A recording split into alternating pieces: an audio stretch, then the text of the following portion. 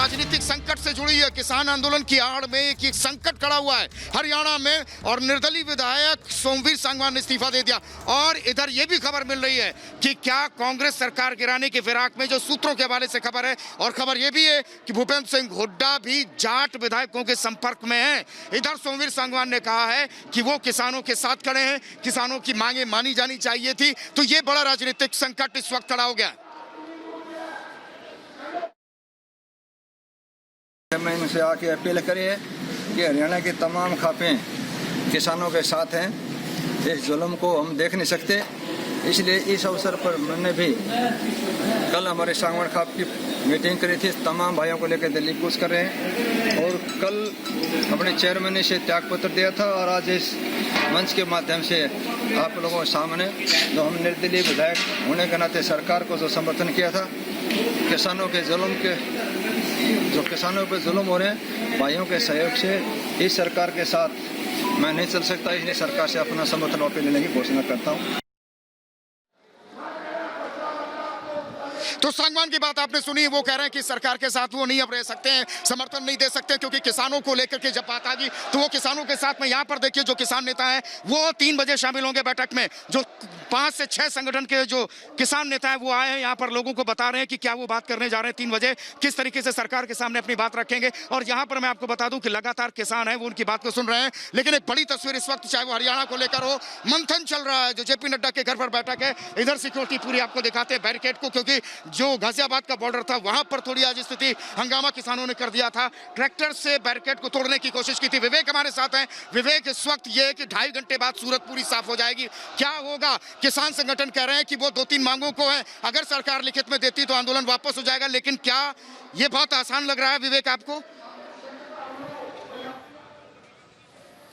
देखिए, इसमें बहुत बड़ी पेच फंसी हुई है। पेच ये है कि किसान कह रहे हैं कि एमएसपी को सूचीबद्ध किया जाए, यानी कि एमएसपी के नीचे खरीदारी नहीं हो। अगर ये बात कम से कम इसमें बीच का कोई रास्ता निकाल लिया जाता है। मेरे बीच आपको इस बीच तस्वीर दिखाएंगे यहाँ पर किस तरह से सिक्योरिटी बीफ अप हुई है और सिक्योरिटी धीरे धीरे बढ़ाई जा रही है। लेकिन सबसे बड़ी बात विकास, जो आप बता रहे 2.5 घंटे के बाद जो मीटिंग होनी है, ये मीटिंग 3 तारीख को होनी थी, लेकिन सरकार ने 48 घंटे पहले मीटिंग करने का फैसला किया। सरकार के सामने 2 चुनौती है, खासकर बीजेपी के सामने देखें तो 2 चुनौती है जिनकी सरकार है।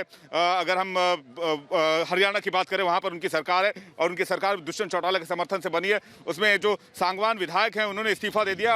अब सबसे बड़ी चुनौती यह है कि एक तो हरियाणा के राजनीतिक संकट से उबरा जाए और किसानों को जल्द से जल्द मनाया जाए। और किसानों को मनाने के लिए आज जो मीटिंग है वो फौरन ये मीटिंग बुलाई गई, लेकिन उससे पहले एक बड़ी मीटिंग चल रही है जेपी नड्डा, जो कि बीजेपी अध्यक्ष है, उनके घर पर, और उनके घर पर बैठकर रणनीति बनाई जा रही है कि आखिर किसानों को समझाया कैसे जाएगा। किसानों को समझाने के लिए सबसे बड़ी बात यह कि क्या किसानों की मांगे मानी जाएंगी या किसानों को बताया जाएगा कि तो मैं लगातार आपको दिखा रहा हूं, अर्धसैनिक बलों को भी लगाया गया, लेकिन यहाँ पर ड्रोन को भी लगाया गया, क्योंकि इस वक्त जो मीटिंग चल रही है वो यहीं पर चल रही है। तो इसमें ड्रोन से भी नजर रखी जा रही है, क्योंकि बहुत अहम है, क्योंकि ठीक 2 घंटे के बाद में ये मीटिंग होगी। तो ड्रोन से देखा जा रहा है कि किसी तरीके की स्थिति वैसी ना हो जो गाजियाबाद के बॉर्डर पर थी। लेकिन अमनदीप भी हमारे साथ है, क्योंकि बड़ी खबर हरियाणा से, हरियाणा की सियासत को लेकर के, क्योंकि जेपी नड्डा के घर पर जो बैठक चल रही है इस पर भी बहुत मंथन है। हरियाणा में जो राजनीतिक संकट खड़ा हुआ सरकार का, वो बहुत बड़ी चुनौती है, और वो संकट है सोमवीर सांगवान के इस्तीफा देने के बाद से। अमनदीप, ये संकट कितना बड़ा, क्योंकि खबर यह भी कि भूपेंद्र सिंह हुड्डा लगातार वो जाट विधायकों के संपर्क में, एक ने इस्तीफा दे दिया, वो कह रहे हैं किसानों की बात होगी तो हम साथ में रहेंगे। अमनदीप जी देखिए, जिस तरह से सोमवीर सांगवान ने इस्तीफा दिया है चेयरमैन लाइफ स्टॉक से, वो एक बड़ा साइन जाता है, क्योंकि जितने भी जाट लीडर्स हैं हरियाणा में, क्योंकि हरियाणा एक ऐसी स्टेट है जो जाट डोमिनेटेड है, जहां पे जाट्स की जो वोट बैंक है वो बहुत बड़ा है। इसीलिए दुष्यंत चौटाला को डिप्टी सीएम की पोस्ट दी, क्योंकि जाटों का समर्थन दुष्यंत चौटाला के साथ था। सो सोमवीर सांगवान का जो इस्तीफा है वो एक बड़ा सियासी करण है और एक बड़ी सियासत को हिलाने वाला है। कहीं ना कहीं सरकार का भी ये चिंता का बन चुका है कि अगर सोमवीर सांगवान जैसे विधायक को अपनी पोस्ट से, अपनी कॉन्स्टिट्यूशनल पोस्ट से वो इस्तीफा देना पड़ रहा है, चेयरमैनी से हटना पड़ रहा है, तो कहीं ना कहीं ये किसानों का दबाव उन पे भी बढ़ रहा है। लेकिन इसके पीछे राजनीति भी कह सकते हैं, क्योंकि खाप पंचायतों ने जिस तरह से अपनी सपोर्ट को एक्सटेंड किया है फार्मर्स के लिए, बड़ी खबर बता रही है, बड़ी खबर जिसका जिक्र आप कर रहे हैं अमनदीप, एक बड़ी खबर, ये बिल्कुल बड़ी खबर दर्शकों को बता दें। अमनदीप, आपके पास वापस लौटेंगे। बड़ी खबर ये है कि हरियाणा में जो है वो सरकार के सामने संकट उत्पन्न होती नजर आ रही, क्योंकि सोमवीर सांगवान ने इस्तीफा दे दिया, जो कि निर्दलीय विधायक है, जाट विधायक है। जैसा कि आप बता रहे, जाट डोमिनेटेड एरिया है, हरियाणा में जहां जाटों की बहुलता है वहां पर सोमवीर सांगवान ने यह कहते हुए इस्तीफा दे दिया है कि वो किसानों के समर्थन में, इसलिए सरकार के साथ नहीं रह सकते। और खबर यह भी आ रही है कि जो विधायक हैं, जाट विधायक, उनके संपर्क में भूपेंद्र हुड्डा है। हमारे साथ अमनदीप लगातार बने हुए हैं। अमनदीप, क्या बैकडोर से कांग्रेस एंट्री करने की कोशिश करी है अगर हम हरियाणा सरकार की बात करें, और अगर ये एंट्री हो जाती है तो ये बहुत बड़ी चुनौती होगी गवर्नमेंट के सामने, खासकर बीजेपी के सामने। अमनदीप। जी देखिए, बिल्कुल कांग्रेस के पास ये गोल्डन चांस है क्योंकि हरियाणा में बीजेपी की सरकार रिपीट की है और दूसरी बार, और हरियाणा के पास ये गोल्डन चांस है कि किसी ना किसी भाजपा और जेजेपी को पूरी तरह से टारगेट किया जाए। और ये सबसे बड़ा मुद्दा रहेगा कांग्रेस का, क्योंकि वो पूरी कांग्रेस की हर जो विधायक हैं वो प्लॉटिंग करने की कोशिश कर रहे हैं कि कहीं ना कहीं। बीच रमन मलिक हमारे साथ हैं जो कि बीजेपी के प्रवक्ता हरियाणा से। रमन मलिक साहब, ये किसान आंदोलन की तो आप बैठक कर ही रहे थे, ये एक संकट और आपके पास आ गया है। जो सोमवीर सांगवान कह रहे हैं आप किसानों की बात नहीं सुन रहे थे, इसलिए हमने इस्तीफा दे दिया, हम नहीं दे रहे समर्थन।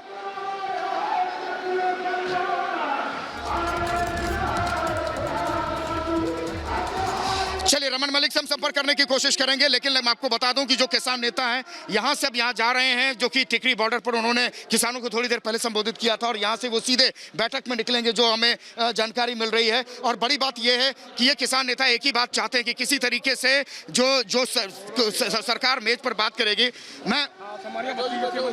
रमन मलिक हमारे साथ जुड़ चुके हैं, रमन मलिक हमारे साथ जुड़ चुके हैं। रमन मलिक साहब, बीजेपी के प्रवक्ता हमारे साथ जुड़ चुके हैं। रमन मलिक जी, ये जो संकट है आपका हरियाणा में, ये संकट कैसे खड़ा हो गया? जो सांगवान कह रहे हैं कि आप तो किसानों की बात नहीं सुन रहे, इसलिए हमने इस्तीफा दे दिया, हम नहीं देंगे आपको समर्थन। देखिए, ऐसा है, हरियाणा के अंदर अगर आप देखेंगे तो विगत कुछ 4 सालों से एक नया षड्यंत्र चालू हुआ था, जो जाट आंदोलन से चालू होके आज तक एक नया तरीका बना दिया हुआ। इसमें समाज को और प्रदेश को बांटने की जो शक्तियां हैं, अगर आप देखेंगे तो आज इस किसान आंदोलन में वो सारी के सारे लोग जो उस समय किसी आंदोलन के नाम पे इकट्ठे हुए थे, वो आज सामने इकट्ठे हो रहे हैं। जहां तक सांगवान साहब की बात है, जो उनके इंडिपेंडेंट, तो आपको क्या लग रहा है, कौन साजिश कर रहा है? कौन है जो संकट खड़ा है, उसके पीछे कौन है? ये किसान आंदोलन है, सांगवान है, या कोई और है?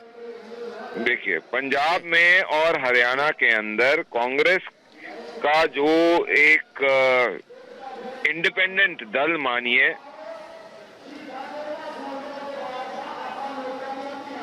एक इंडिपेंडेंट दल है, चाहे वो अरविंदर सिंह की कांग्रेस है या हुड्डा साहब की कांग्रेस है, ये दोनों कांग्रेस अपने आप को, अपने अस्तित्व को, हरियाणा सरकार दबाव में है। रमन साहब आपके पास वापस लौटेंगे। बिल्कुल, रमन साहब आपके पास वापस लौटेंगे। ऐसा लग रहा है कि हरियाणा सरकार दबाव में है और